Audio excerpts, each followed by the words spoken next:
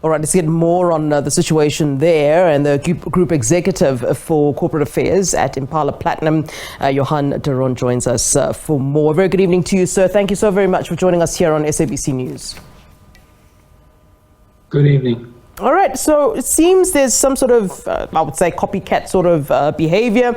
You know, we've been following up on the news about, what's been happening at Gold One Mine. And I think, the management there, when we were chatting to them, were saying, look, they don't know, necessarily what's happening at other mines, but there are certainly fears that there would be this sort of copycat behavior where there are sit-ins where, miners remain underground. Is that the situation? And would you also pin it to some sort of, copycat behavior that has been seen by other workers?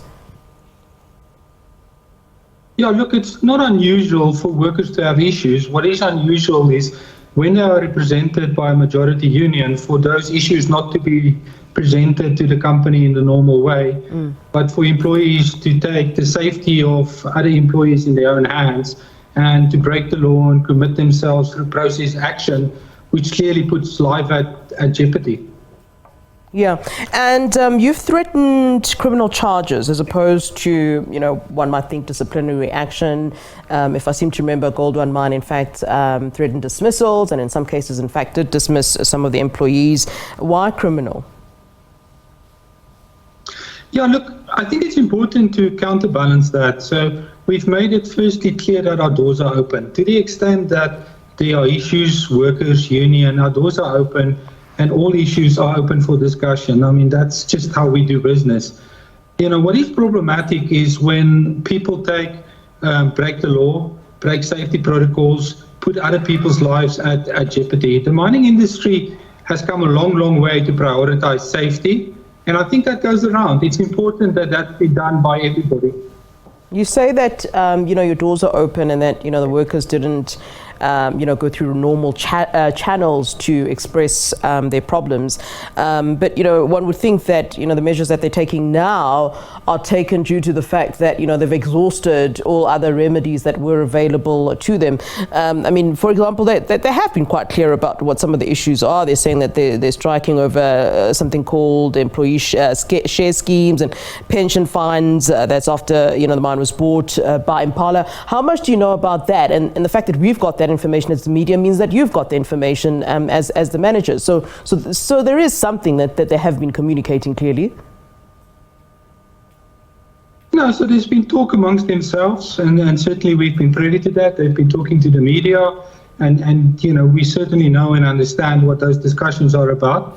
But in terms of formulating, these are our issues, this is what concerns us, this is what we'd like to discuss, none of those have happened. So, in the absence of formulating and coming together and articulating and being able to talk about these things, it's very, very difficult. You can't work with conjecture and rumor. Yeah. All right. So what do you believe to be the way forward? What should then be done? You talk about the normal way, the normal processes. From here, from this point, what do you believe should be the way forward? Look, from our side, we're trying to de-escalate the situation as best we can, making sure that people are safe, that they've got access to amenities and water, that they know that we are hearing their voice, that we're recognizing that there might be a concern, and to reiterate that our doors are open and to please come and sit and let's have a discussion about these issues. Clearly, the wrong way to go about it is to mobilize, keep people against their will, and to endanger the lives of people by breaking safety and legal protocols. Yeah.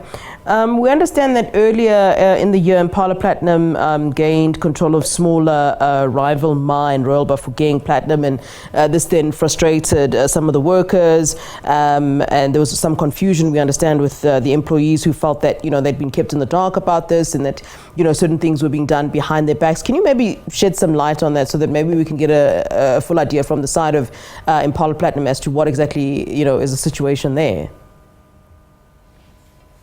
Yeah, so I think in acquiring the mine, we've gone, out of our way to engage with all the stakeholders, including the employees in the community, to articulate our rationale for the transaction, our commitment to the mine, our willingness to invest and grow and to work with the employees there and to safeguard jobs.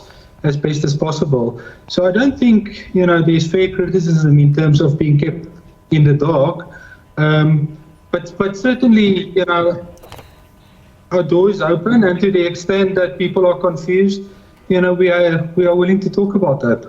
All right, thanks very much, Johan Theron, Group Executive for Corporate Affairs at Impala Platinum, of course, on the back of operations at Impala Bafokeng Platinum Mine Rustenburg in the Northwest Province being suspended as frustrated employees threatened a sit-in. 2,205 workers remaining underground there.